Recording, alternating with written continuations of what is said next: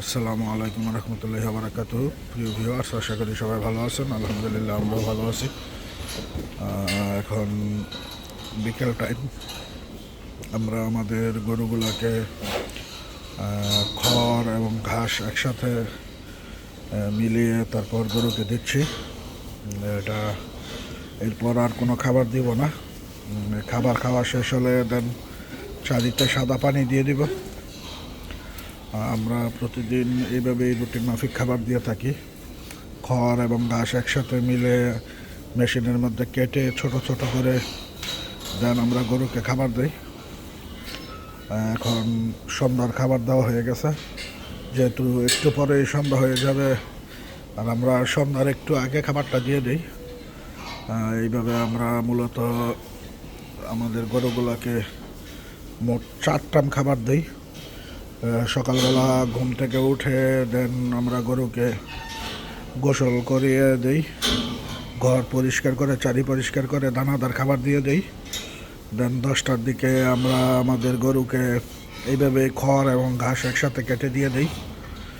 আর ঠিক দুপুর 2টা থেকে আবার ঘর পরিষ্কার করে গরুকে গোসল করিয়ে, যদি ঠান্ডা না থাকে তাহলে 2 বেলা গোসল করাই, আর যদি ঠান্ডা থাকে তাহলে 1 বেলা গোসল করানো হয়।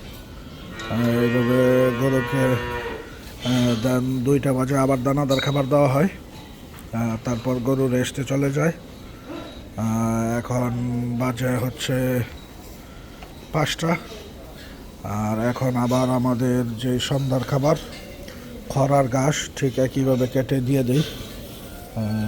ঠিক আপনারা দেখতে পাচ্ছেন, এই যে খড় এবং ঘাস একসাথে কেটে মেশিন দিয়ে কেটে গরুকে দেওয়া হয়। এগুলা যখন খাওয়া শেষ হবে তারপর আমরা গরুর ঠিক সন্ধ্যায় চারিগুলা পরিষ্কার করে একদম সাদা পানি দিব। মোটা তাজার ক্ষেত্রে পানির বিকল্প নাই। গরুকে যে কোনো মূল্যে পরিষ্কার ফ্রেশ পানি খাওয়াতে হবে। এইভাবেই আমরা আমাদের গরুগুলা লালন পালন করে থাকি। এখন মোটামুটি আমরা আমাদের সবগুলা গরুকেই, মোটা তাজার গরুগুলাকে আমরা খাবার দিয়ে দিছি। আপনারা দেখতে পাচ্ছেন, এইদিকেও সমস্ত গরু খাবার খাচ্ছে। সবগুলোকে ঠিক একই প্রসেসে একই টাইম মেনটেন করে খাবার দেওয়া হয়। এইদিকেও খাবার দেওয়া হয়েছে, গরু খাচ্ছে। আলহামদুলিল্লাহ। সবাই আমাদের জন্য দোয়া করবেন এবং আমাদের চ্যানেলটাকে সাবস্ক্রাইব করে দিবেন। এবং আপনাদের যদি ফার্ম সম্পর্কে কোনো কিছু জানার থাকে আমাদের কমেন্টসের মাধ্যমে জানাবেন। ইনশাল্লাহ আমরা চেষ্টা করব আপনাদেরকে সেই উত্তরগুলো দেওয়ার, কমেন্টসের রিপ্লাই দেওয়ার।